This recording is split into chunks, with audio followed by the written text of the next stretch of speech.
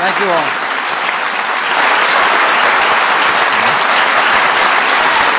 Okay. Thank you all. Thank you very much.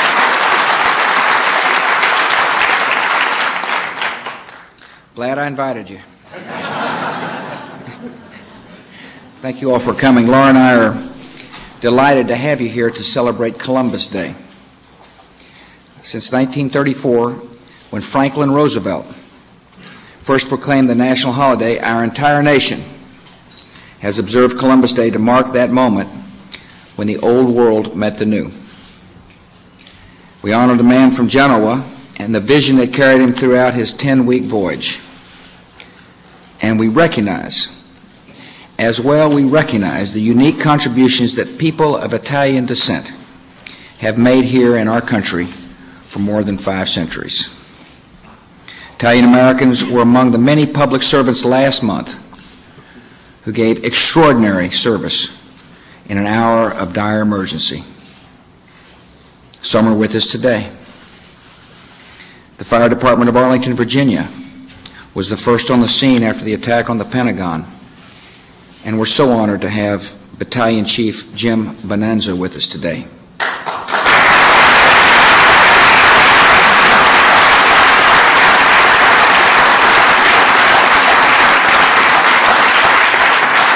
We have representatives of the New York Police and Fire Departments with us, representatives of people who showed incredible bravery and sacrifice and determination. Please welcome Joe Esposito and Chief Dan Nigro.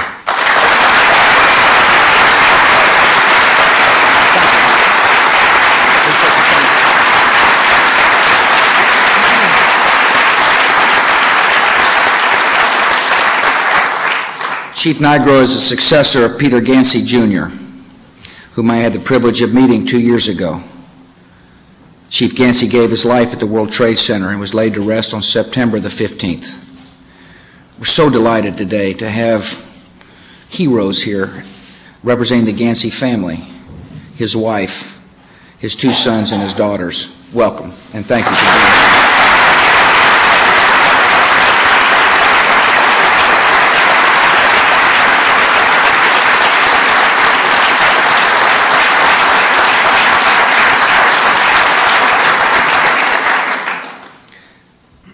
I can't remember if it was Chris or Peter III who looked out at the south lawn and said, God, I wish Dad were here.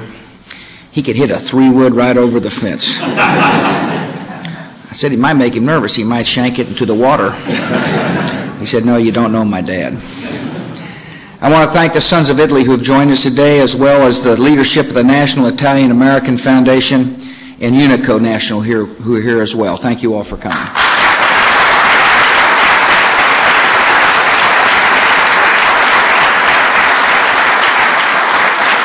Ambassador Sileo from Italy, we're so glad you're here, and thank you for bringing your wife with you as well. I just got off the phone call with your Prime Minister Berlusconi, who's a good friend of mine and a good friend of America's. He sends his best, by the way.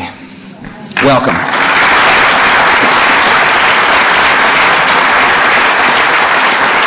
I want to thank the members of Congress who are here. Thank you all for coming. And I also am so pleased that the first Italian American to serve on our Supreme Court has agreed to join us as well. Justice Scalia, thank you for being here, sir.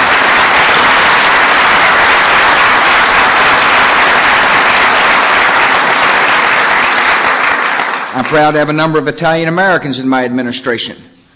A member of my cabinet, unfortunately, is not here, but I can assure you he's doing a great job, and that's Tony Principi. I'm so proud of Tony's service to the veterans of our country. He's doing a really outstanding job. I got to, as you know, that sometimes we have to do battle on Capitol Hill. I try to avoid those battles, but occasionally it has to happen. And therefore I picked an Italian American to lead that battle for the White House. Nick Callio. Where are you, Nick?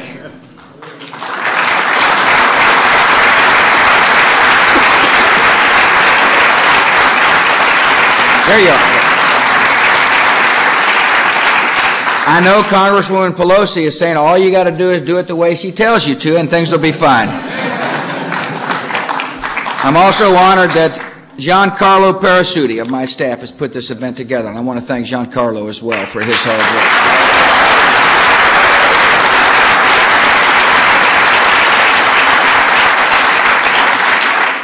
work. Our White House has welcomed many entertainers before, and today we have the honor of welcoming a lady who you all know well, whose mom had been entertained at the White House years ago. She entertained the Kennedys. And today, after I signed the proclamation, Liza Minnelli has agreed to entertain us in this beautiful room, in this beautiful House of the People. I was in New York last week, like all Americans, and I have been amazed. Like all Americans, I am amazed at what a great job the New York City folks are doing.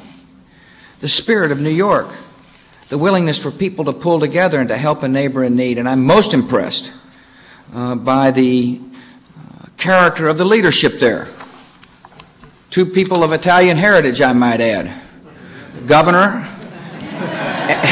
and Mayor Rudy Giuliani.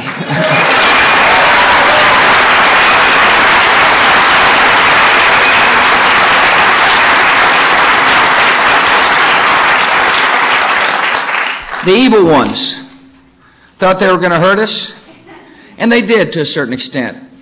But what they really did was they enabled the world to see the true character and compassion and spirit of our country.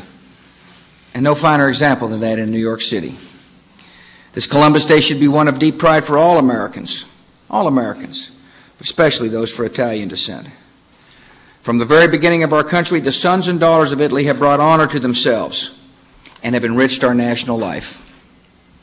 In the beauty of this capital city, we see the hand of Italian immigrants who spent more than 10 years carving the great seated figure in the Lincoln Memorial, who adorned the National Cathedral with statues, and who graced the dome and corridors of the Capitol building with magnificent art.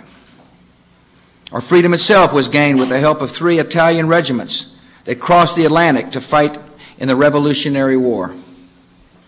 Our Declaration of Independence bears the signature of 2 Italian Americans. In later struggle, dozens of Italian Americans would receive the Medal of Honor. And today, when Americans pay tribute to the greatest generation, we have in mind people like Captain Don Gentile, the fighting ace, who General Eisenhower described as a one-man Air Force. Take any field of endeavor, any achievement of this country, and Italian Americans are part of it. For generation after generation, the success of our country has drawn heavily from the industry and resourcefulness of Italian immigrants and their families. The same can be said for the values that make us a great nation. The millions who came here brought with them a distinct strength of character, faith in God, devotion to family, and love of life. This summer, I visited Genoa, where 550 years ago, Christopher Columbus was born. All around that vibrant modern city are glimpses of the ancient civilization that still inspires the world's admiration and always will. In so many ways, that culture is added to our own, first on 3 small ships, then on many more. It is our good fortune to be an immigrant nation, to be the keepers of traditions and gifts that have come to us from great nations like Italy. More than 15 million Americans claim Italian heritage, and all Americans have reason to be grateful because we'd be poorer without it. I now have the singular honor of signing the official document proclaiming October 8th, 2001 as Columbus Day in the United States of America.